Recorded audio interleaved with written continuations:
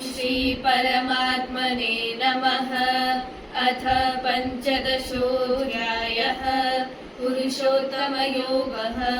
श्रीभगवानुवाच ऊर्ध्वमूलमधः शाखम् अश्वत्थं प्राहुरव्ययम् छन्दांसि यस्य पर्णानि यस्तं वेद स वेदवेत्। अधश्चोर्ध्वं प्रसतास्तस्य शाखाः गुणप्रवृद्धा विषयप्रवालाः। अधश्च मूलान्यनुसन्ततानि कर्मानुबन्धीनि मनुष्यलोके। न रूपमस्येह तथोपलभ्यते नान्तो न चादिर्न च सम्प्रतिष्ठा। अश्वत्थमेनं सुविरूढमूलम् असङ्गशस्त्रेण दृढेन छित्त्वा ततः पदं तत्परिमार्गितव्यं यस्मिन् गता न निवर्तन्ति भूयः। त्वमेव चाद्यं पुरुषं प्रपद्ये यतः प्रवृत्तिर्प्रसृता पुराणी। निर्मानमोहाजितसङ्गदोषाः अध्यात्मनित्या विनिवृत्तकामाः।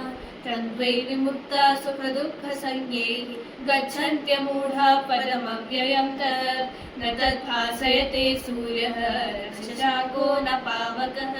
यद्गत्वा न निवर्तन्ते तद्भावपरमं मम। ममैवांशो जीवलोके जीवभूतः सनातनः। मनश्चष्टानीन्द्रियाणि प्रकृतिस्थानि कर्षति। शरीरं यदवाप्नोति यच्चाप्युत्क्रामतीश्वरः। गृहीत्वैतानि संयाति वायुर्गन्धानि वाशयात्। श्रोत्रं चक्षुस्पर्शनं च रसनं घ्राणमेव च। अधिष्ठायमचक्षायं विषयानुपसेवते।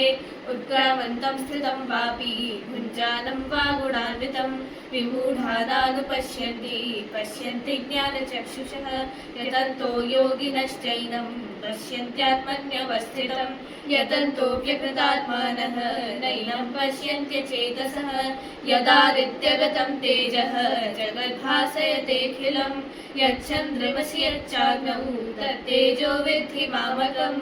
गामाविश्य च भूतानि धारयाम्यहमोजसा। पुष्णामि चौषधिः सर्वाः सोमो भूत्वा रसात्मकः। अहं वैश्वानरो भूत्वा प्राणिनां देहमाश्रितः। प्राणापानसमायुक्तः पचाम्यन्नं चतुर्विधम्। सर्वस्य चाहं हृदयसन्निविष्टः। मत्तः स्मृतिर्ज्ञाननपोहनं च। वेदैश्च सर्वैरहमेव वेद्यः। वेदान्तकृद्वेदविदेव चाहम्। वाविमौ पुरुषौ लोके क्षरक्षाक्षर एव च।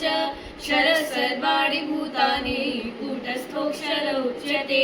उत्तमः पुरुषस्त्वन्यः परमात्मेत्युदाहृतः। यो लोकत्रयमाविश्य बिभर्त्वर्य ईश्वरः। यस्माक्षरमतीतोऽहम् अक्षरादपि चोत्तमः। अतोऽस्मि लोके वेदे च प्रथितः पुरुषोत्तमः। यो मामेवमसम्मूढः जानाति पुरुषोत्तमं। स सर्वविद् भजति मां सर्वभावेन भारत। इति गुह्यतमं शस्त्रम् इदमुक्तं मया नघ। एतद्बुद्ध्वा बुद्धिमान् स्यात् कृतकृत्यश्च भारत। ॐ तत्सदिति श्रीमद्भगवद्गीतासु उपनिषत्सु ब्रह्मविद्यायां योगशास्त्रे श्रीकृष्णार्जुनसंवादे पुरुषोत्तमयोगो नाम पञ्चदशोऽध्यायः।